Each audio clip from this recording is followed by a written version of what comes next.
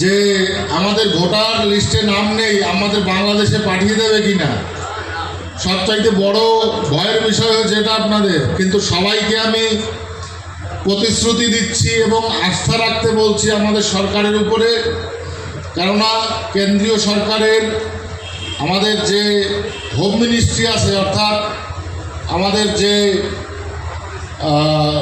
গৃহ মন্ত্রণালয়, সেই গৃহ মন্ত্রণালয় থেকে একটা নোটিফিকেশন জারি হয়েছিল 24 সালের 31শে ডিসেম্বর পর্যন্ত যারা ভারতে এসেছেন ওপার থেকে, চাই তাদের voter card, ration card, PAN card, Aadhaar card কিছু যদি না থাকে কোনো যায় আসে না, আপনারা ভারতবর্ষেই থাকবেন, এটাই হচ্ছে তাদের বক্তব্য, গৃহ মন্ত্রণালয়ের বক্তব্য।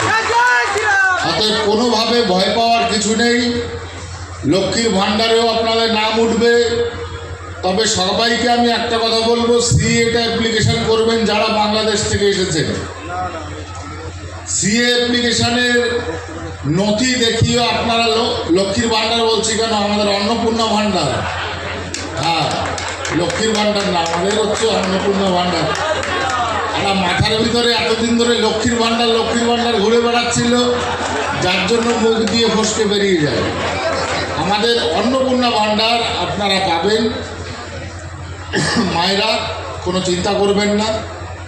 আজকে সুন্দরভাবে আপনাদের উপস্থিতিতে এই কার্যক্রম সম্পন্ন হলো। আমিও আসতে পেরে আমার খুব ভালো লেগেছে।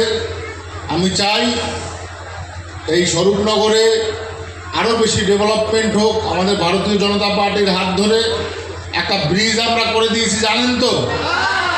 এই ব্রিজটা কিন্তু আবারও কথা দিয়ে যাচ্ছি, এবার হবে তরণীপুরের ব্রিজ। তরণীপুরের ব্রিজও করে দেব আমরা। স্বরূপনগরকে সচ্ছল করবার জন্যে আমরা আমাদের যে রেল প্রকল্প ছিল মসলান্দপুর থেকে স্বরূপনগর, সেটাও হবে। মাননীয় মুখ্যমন্ত্রীর কাছে আমরা জানিয়েছি, মাননীয় রেলমন্ত্রী অশ্বিনী বৈষ্ণবজির কাছে জানিয়েছি, আগামী দিনে রেল প্রকল্প হচ্ছে এখানে। সাধারণ মানুষের জীবনযাপন সচ্ছল হবে এবং সুগম হবে, যাতে আপনারা ভালোভাবে কমিউনিকেশন করতে পারেন। সাধারণ অন্যান্য রেলপথ অঞ্চলগুলোর মতো তার ব্যবস্থা আমরা করে দিতে আমরা ইচ্ছুক, আগামী দিনে করব। যাই হোক, সকলে ভালো থাকুন, সুস্থ থাকুন, সেই আশা কামনা রেখে আমার বক্তব্য শেষ করলাম। সকলকে নমস্কার।